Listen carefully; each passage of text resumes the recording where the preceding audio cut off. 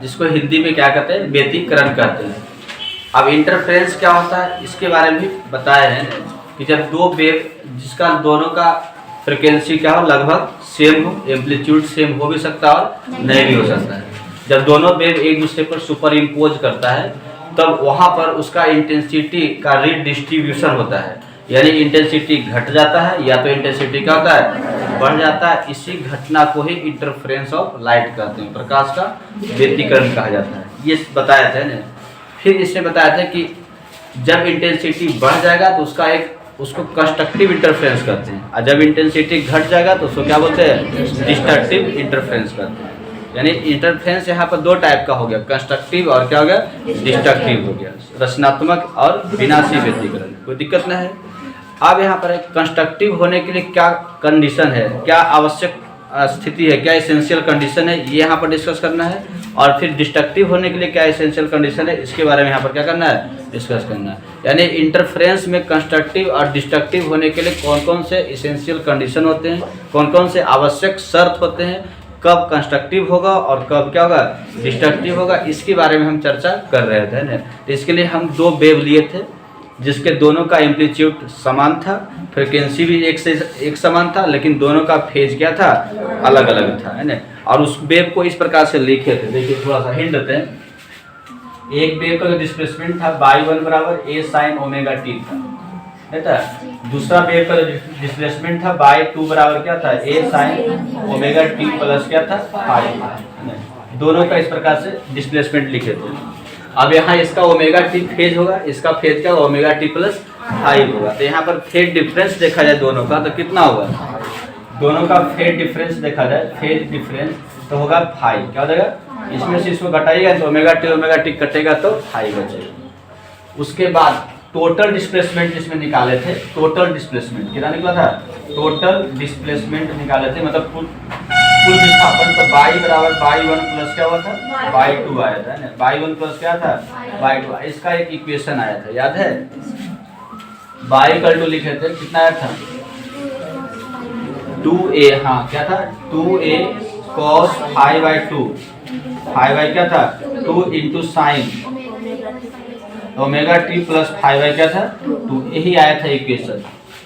यानी ये दोनों वेव था, ये दोनों वेव हम लेकर चले हैं, ये दोनों वेव सुपर इम्पोज करता है, और सुपर इम्पोज करने के बाद जो नया डिस्प्लेसमेंट होगा उसका समीकरण इक्वेशन क्या होगा, 2a cos five by 2 into sine omega T plus five by 2। इतना प्रीवियस क्लास में प्रूव कर चुके थे, ये तो यही के थे, ठीक है। अब यहाँ पर देखिए, ये भी साइनोसोडल ग्राफ है, ये भी साइनोसोडल है, ये भी क्या है, साइनोसोडल ग्राफ है। तो साइन के अलावा जो बच गया वो क्या हो जाएगा, एम्पलीट्यूड। जैसे कि साइन के अलावा जो बाहर है वो एम्पलीट्यूड है, साइन के बाहर एम्पलीट्यूड, यहाँ भी साइन के बाहर रहेगा सब क्या होगा, एम्पलीट्यूड होगा, जिसको हिंदी में हम आयाम कहते हैं। क्या कहते हैं, आयाम। तो एम्पलीट्यूड यहाँ पर क्या हो जाएगा बताइए, तो एम्पलीट्यूड जिसको हिंदी में आयाम बोलता है, आयाम को a इक्वल टू मान लेते हैं, 2a cos क्या, 5 बाई 2 हो गया, 2a cos 5 बाई क्या हो गया, 2 हो गया। यहाँ तक पढ़ाया हुआ है। अब आगे देखिए, कोई भी वेव हो, कोई भी वेव मतलब इलेक्ट्रोमैग्नेटिक वेव यानी लाइट वेव है ना, उसका जो इंटेंसिटी होगा उसके आयाम के स्क्वायर के डायरेक्टली क्या होता है, प्रोपोर्शनल होता है। एम्पलीट्यूड के स्क्वायर के डायरेक्टली क्या होता है, प्रोपोर्शनल। जिसका ज़्यादा एम्पलीट्यूड रहेगा उसका इंटेंसिटी क्या होगा, उसका क्या होगा, ज़्यादा होगा। समझ यहाँ पर साउंड में भी यही होता है, जिसका एम्पलीट्यूड ज़्यादा रहेगा उसका इंटेंसिटी क्या होगा, उसका ज़्यादा होता है ना। चलिए ठीक है, एम्पलीट्यूड किसका ज़्यादा होता है, लेडीज का कि जेंट्स का। अब मुझे यहाँ थे ना, किसके साउंड में एम्पलीट्यूड ज़्यादा था, लेडीज वाला कि जेंट्स वाला, जेंट्स वाला। मैंने जेंट्स वाला साउंड में एम्पलीट्यूड क्या होता है, ज़्यादा। इसलिए देखिए ऐसा बहुत दूर तक आवाज़ चल जाता है। एक बार जब जेंट्स किसी को चिल्ला के हटाएगा ना, दूर तक भी सुन जाएगा ना, और लेडीज करता हूँ हटाता बिलाने में भी आएगा, जैसे स्वीट आवाज़ निकलेगा, थोड़ा दूर तक जाएगा, फिर आगे क्या होगा, जेबे नहीं करेगा। तो कहीं किसी को चिल्लाने के लिए होता है ना, तो जेंट्स को बोलता है आप बोलिए ना, सुन जाएगा, है ना। लेडीज खाली छोटा मोटा गाने में जाता है। तो जिसका एम्पलीट्यूड ज़्यादा रहेगा उसका इंटेंसिटी क्या होगा, ज़्यादा होगा। समझ में आ रहा है। तो यहाँ पर गप नहीं कीजिएगा, प्रकाश की जो तीव्रता है, प्रकाश की तीव्रता, इसको इंग्लिश में क्या बोलते हैं, इंटेंसिटी ऑफ लाइट, है ना। वो क्या होता है, तरंग के आयाम, आयाम का मतलब एम्पलीट्यूड है ना, के वर्ग के समानुपाती होता है। वर्ग के क्या होता है? समानुपाती होता है। यानी the intensity of light is directly proportional to the square of amplitude of the wave, है ना। वर्ग के क्या होगा? समानुपाती होगा। यानी जितना एम्पलीट्यूड ज्यादा रहेगा उतना उसका इंटेंसिटी क्या होगा? ज्यादा होगा। जैसे कि देख लीजिए, इसको इस तरह से लिख सकते हैं ना, इंटेंसिटी को आई से रिप्रेजेंट करते हैं। इंटेंसिटी हिंदी में आयाम है ना, ये डायरेक्टली प्रोपोर्शनल क्या हो जाएगा? सॉरी, हिंदी में तीव्रता, आयाम है, सॉरी तीव्रता, ये डायरेक्टली प्रोपोर्शनल क्या हो जाएगा? ए का होल स्क्वायर, ए का क्या देगा? Whole square.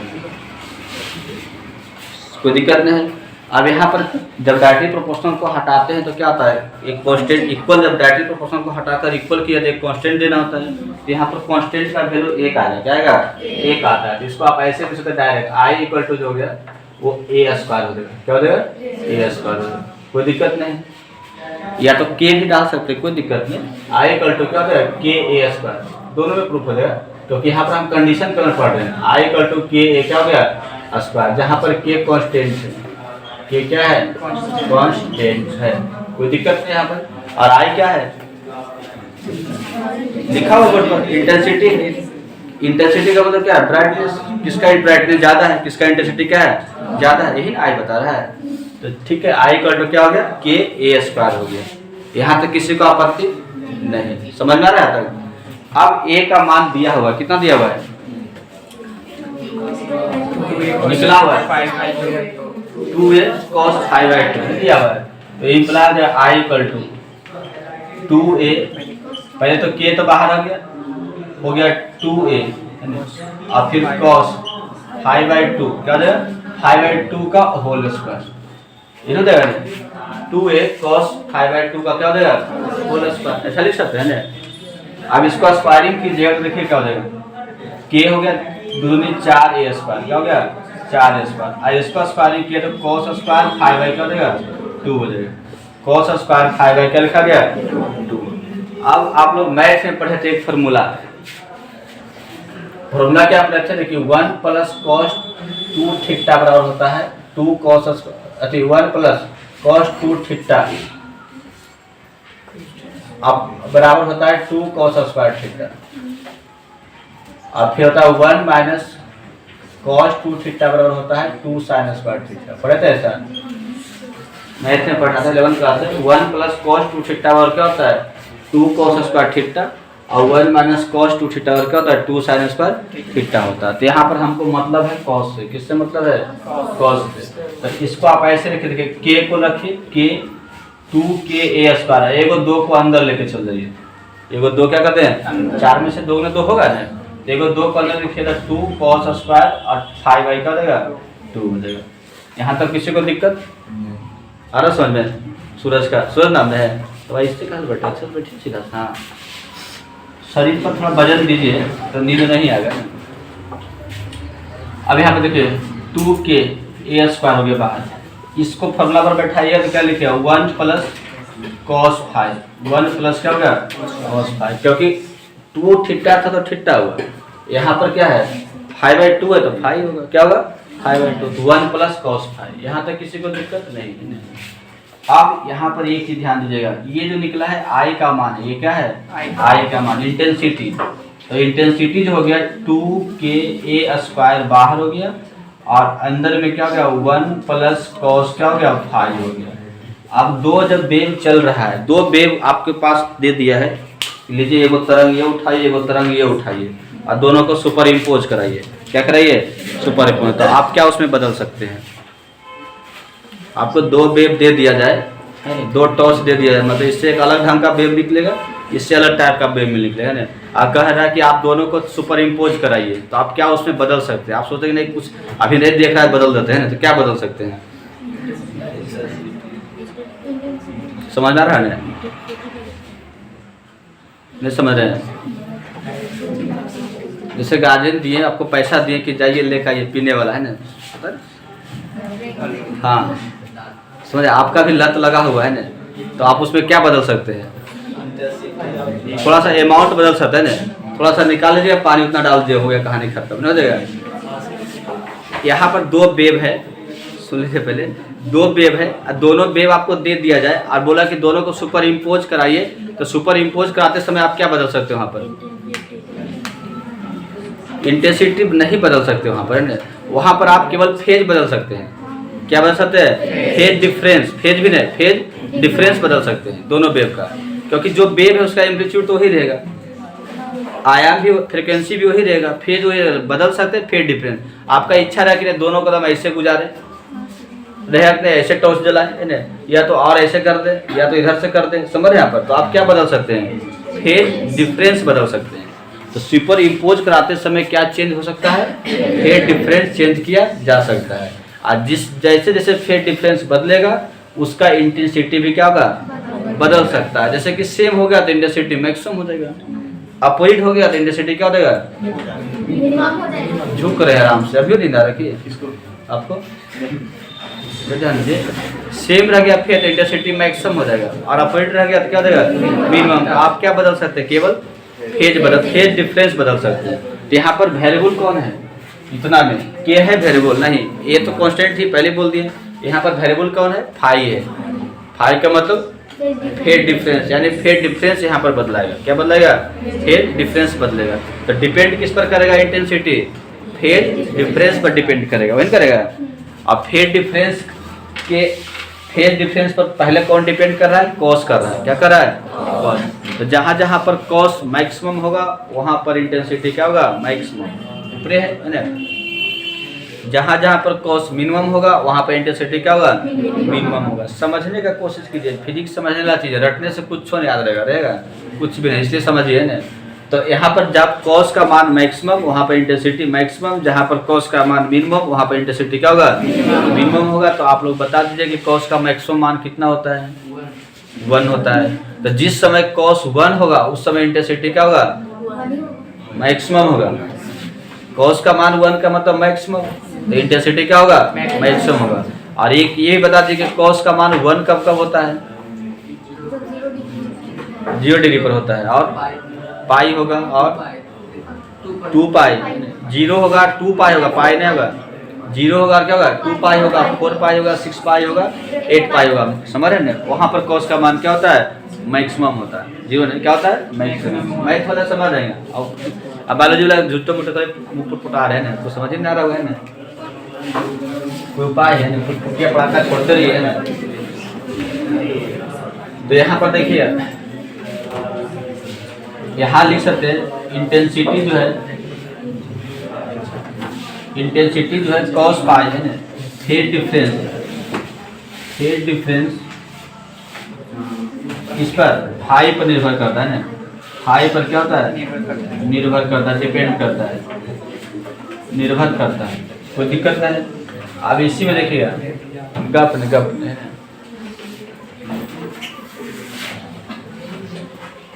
यदि सुन लीजिए, यदि फाई इक्वल टू मान लेते हैं 0 degree, 2 pi, 4 pi and so on, है ना। यदि फाई इक्वल टू 0, 2 पाई, 4 पाई और क्या है? सो ऑन है, तो बता सकते हैं। तो cos फाई बराबर क्या होगा? 1 होगा। क्या होगा? +1। +1 का मतलब मैक्सिमम। +1 का मतलब क्या हो गया? मैक्सिमम। cos फाई मैक्सिमम हुआ। और जब cos फाई मैक्सिमम होगा तो वहाँ पर इंटेंसिटी क्या होगा? मैक्सिमम होगा, यानी I मैक्सिमम हो गया। I क्या हो जाएगा? I मैक्सिमम होगा, इंटेंसिटी जो होगा मैक्सिमम होगा ना। इंटेंसिटी हो गया, मैक्सिमम हो गया। और जब इंटेंसिटी मैक्सिमम होगा लाइट का तो वहाँ पर कौन सा इंटरफेरेंस होगा? Constructive interference. तो वहाँ पर कौन सा होगा? कंस्ट्रक्टिव इंटरफेरेंस, वहाँ पर हो जाएगा कंस्ट्रक्टिव इंटरफेरेंस। समझ में आया? जब इंटेंसिटी मैक्सिमम होगा लाइट का तो वहाँ पर क्या हो जाएगा? Constructive interference. इंटेंसिटी मैक्सिमम कब होगा? जब कॉस का वैल्यू 1 आएगा। और कॉस का वैल्यू 1 कब आएगा? जब फाई बराबर 0, 2 पाई, 4 पाई, 6 पाई ये रहेगा तब होगा। क्या? -2 पाई तो हाँ, माइनस में भी रहेगा, उलट के भी रहेगा। तो इसको प्लस माइनस कर सकते हैं यहाँ पर, प्लस माइनस कोई दिक्कत है नहीं। यानी 0 हो गया, या plus minus 2 pi plus minus क्या हो गया 4 पाई एंड सो ऑन हो गया। यानी यहाँ पर क्या कर सकते हैं, कंस्ट्रक्टिव इंटरफ्रेंस के लिए फेज डिफरेंस है ना, पाई का कौन सा मल्टीपल है, इवेन मल्टीपल। कौन सा है, इवेन। इवेन का मतलब सम संख्या है ना, इवेन मल्टीपल होना चाहिए। ये अंत में पॉइंट लिखाएंगे, तो नोट कीजिए यहाँ तक किसी को यदि आपत्ति है। अब देखिए डिस्ट्रक्टिव इंटरफेरेंस ले चल रहे हैं डिस्ट्रक्टिव में। अभी यहाँ पे जो निकला था I इक्वल टू, सुनिए पहले इंटेंसिटी जो निकाले थे 2a स्क्वायर बाहर था और नीचे था 1 प्लस कॉस 5, 1 प्लस क्या था कॉस 5, और सब खेला किस पर है, कॉस 5 पर है। कॉस 5 जब मिनिमम होगा तो वहाँ पर क्या होगा, इंटेंसिटी मिनिमम हो जाएगा, तो वहाँ पर डिस्ट्रक्टिव हो जाएगा, क्या डिस्ट्रक्टिव। तो कॉस 5 का मिनिमम मान कितना होता है जानते हैं ना, कॉस 5 का मिनिमम मान कितना होता है, -1 होता है। मिनिमम वैल्यू cos 5 क्या होता है, -1 होता है। ये सुनेगा कि कहेगा ना, क्यों नहीं पता है ना, cos 5 का मिनिमम वैल्यू क्या होता है, -1 होता है। ज्ञान में तो अपने आते हैं। तो देखिए अब cos का वैल्यू -1 कब कब होगा, ये से गोल बना के समझिए। ऐसे यदि बनाते हैं ना तो इधर तो एंगल आता है 0 डिग्री होता है, 2 पाई होता है, 4 पाई होता है। इधर cos का वैल्यू क्या होता है, +1 होता है। इधर जो आएगा देखिए अति पाई होगा, 3 पाई हो गया, और क्या हो गया 5 पाई, प्लस माइनस रहेगा। फिर इधर cos का वैल्यू क्या होता है, -1 होता है। तो इधर मिनिमम और उधर क्या होता है मैक्सिमम, ऊपर 0 नीचे 0 है ना। इधर मैक्सिमम, इधर क्या हो गया मिनिमम। कोई दिक्कत है यहाँ तक नहीं। तो क्या रहेगा एंगल बता सकते हैं, यदि फाई इक्वल टू हो गया plus minus pi, plus minus क्या हो गया 5 पाई, प्लस माइनस क्या हो गया 7 पाई। तो cos 5 का जो वैल्यू होगा वो क्या हो जाएगा, क्या हो जाएगा -1, यानी मिनिमम। ये क्या है, मिनिमम वैल्यू है ना। तो इंटेंसिटी क्या होगा इसका, इंटेंसिटी भी मिनिमम हो जाएगा। इंटेंसिटी भी क्या होगा मिनिमम। तो कौन सा इंटरफेरेंस होगा यहाँ पर, डिस्ट्रक्टिव हो जाएगा। क्या हो जाएगा, डिस्ट्रक्टिव इंटरफेरेंस हो गया, डिस्ट्रक्टिव इंटरफेरेंस यानी विनाशी व्यतिकरण हो जाएगा यहाँ पर। क्या हो जाएगा विनाशी व्यतिकरण। तो आपने क्या यहाँ पर समझा कि जब 5 का मान इतना रहेगा, pi plus minus pi plus minus 5 pi plus minus क्या होगा 7 पाई, तो वहाँ पर डिस्ट्रक्टिव होगा। यानी इसको लिख सकते हैं 5 इक्वल टू जो आएगा, देखिए ये पाई में 1 से गुना है, पाई में 5 से गुना, पाई में 7 से गुना है। तो पाई में 1 5 7, 1 5 7 क्या मतलब ओड नंबर से गुना हो रहा है। क्या हो रहा है, ओड नंबर से होगा। यानी 5 बराबर होगा ना 2n + 1। ओड नंबर को ऐसे लिखते हैं 2n प्लस क्या होगा 1, और गुने क्या हो गया पाई। 2n + 1 गुने क्या हो गया 5। कोई इवेन नंबर लिखना है तो 2n होता है। कोई भी संख्या को 2 से गुना कर दीजिए, इवेन नंबर आ जाएगा, सम संख्या आ जाएगा ना देगा। कोई भी संख्या को 2 से गुना कीजिए तो क्या देगा, सम संख्या। और फिर उसमें 1 जोड़ दीजिए तो क्या देगा, विषम संख्या हो जाएगा। तो विषम संख्या को 2n + 1 से लिखाता है। 2n प्लस क्या होगा 1 से गुने क्या होगा पाई, यानी 5 बराबर 2n + 1 गुने पाई हो जाएगा। कोई दिक्कत नहीं। तो आप यहाँ पर क्या लिखिए पॉइंट कि डिस्ट्रक्टिव इंटरफेरेंस के लिए फेज डिफरेंस पाई का ओड मल्टीपल होता है। क्या होता है, ओड मल्टीपल, यानी विषम गुणज होता है। क्या होता है, विषम। कोई दिक्कत है यहाँ तक, ये पॉइंट समझ में रहा है ना। इधर +1 होता है cos का मान, इधर क्या होता है -1 होता है। ठीक है, लिखिए।